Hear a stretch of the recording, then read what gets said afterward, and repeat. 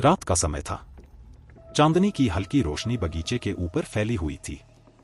हर दिशा में सन्नाटा था, सिवाय एक अजीब सी आवाज के जो बगीचे के भीतर से आ रही थी। वह आवाज कभी तेज होती, कभी धीमी, लेकिन हमेशा रहस्यमय और डरावनी होती थी। बगीचे के मालिक अर्जुन इस आवाज से परेशान हो गए थे। पिछले कुछ दिनों से जब भी रात होती, यह आवाज और भी तेज हो जाती। अर्जुन ने सोचा कि शायद यह किसी जानवर की आवाज हो सकती है, लेकिन उनकी पत्नी सविता का मानना था कि यह कुछ और ही है। वह कहती थी कि बगीचे में कुछ अजीब घट रहा है। एक रात अर्जुन ने तय किया कि वह इस रहस्य का पता लगाएंगे। उन्होंने एक टॉर्च और एक मोटी छड़ी उठाई और बगीचे में चले गए।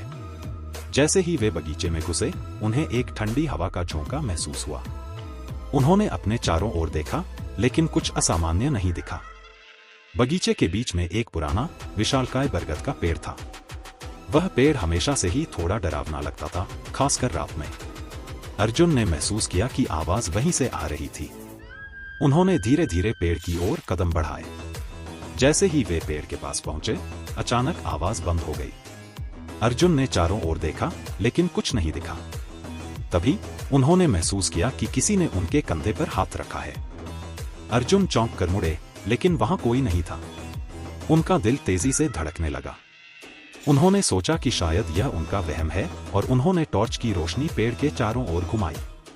तभी उन्हें पेड़ के नीचे कुछ चमकता हुआ दिखाई दिया।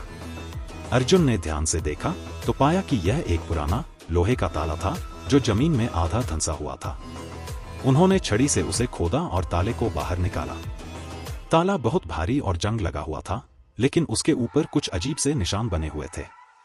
अर्जुन ने सोचा कि यह ताला यहाँ कैसे आया और इसका मतलब क्या हो सकता है। उन्होंने ताले को ध्यान से देखा और पाया कि ताले के पास एक छोटी सी चाबी भी थी। अर्जुन ने चाबी उठाई और ताले में डाली।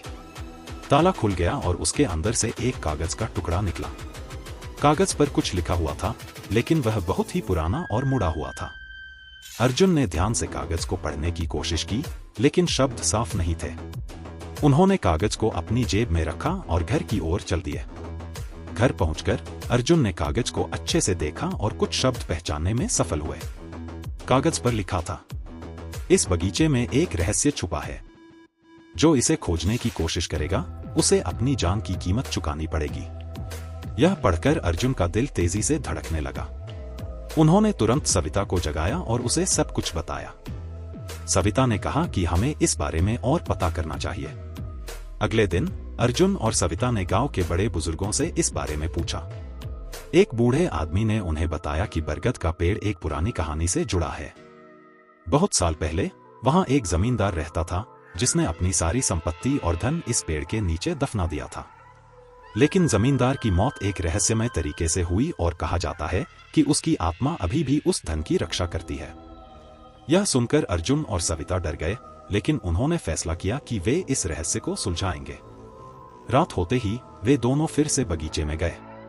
इस बार वे अच्छे से तैयार होकर गए थे। जैसे ही वे बरगद के पेड़ के पास पहुंचे, अचानक तेज हवा चलने लगी और पेड़ के पत्ते सरसराने लगे। अर्जुन ने टॉर्च की रोशनी से जमीन को खोदना शुरू किया। तभी अचानक उन्हें एक कंकाल दिखाई दिया। सविता ने चीख मारी और पीछे हट गई। अर्जुन ने कंकाल के पास कुछ चमकता हुआ देखा। यह वही ताला था, लेकिन इस बार ताले के पास एक और कागज था। अर्जुन ने कागज उठाया और पढ़ा। इस बार कागज पर साफ साफ लिखा था, जो भी इस ताले को खोलने की कोशिश करेगा, उसे अपने जीवन की सबसे बड़ी कीमत चुकानी पड़ेगी। अर्जुन ने चाबी से ताला खोला और अचानक सब कुछ अंधेरा हो गया। तेज हवाएं चलने लगीं और अर्जुन और सविता ने महसूस किया कि कोई अदृश्य शक्ति उन्हें पीछे खींच रही है। वे दोनों चीखते हुए पेड़ के पास गिर पड़े। जब उन्होंने अपनी आंखें खोली तो देखा कि वे वापस अपने घर में थे। लेकिन उस रात के बाद से उन्होंने कभी भी उस बगीचे में कदम नहीं रखा। वह ताला और कागज उनके जीवन का सबसे बड़ा रहस्य और सबसे बड़ी डरावनी याद बन गए। बगीचे का वह हिस्सा अब भी वीरान और खामोश था, जैसे वहां कुछ हुआ ही न हो। लेकिन अर्जुन और सविता जानते थे कि बगीचे का रहस्य अभी भी जीवित है और जो भी उसे छेड़ेगा, उसे उसकी कीमत चुकानी पड़ेगी।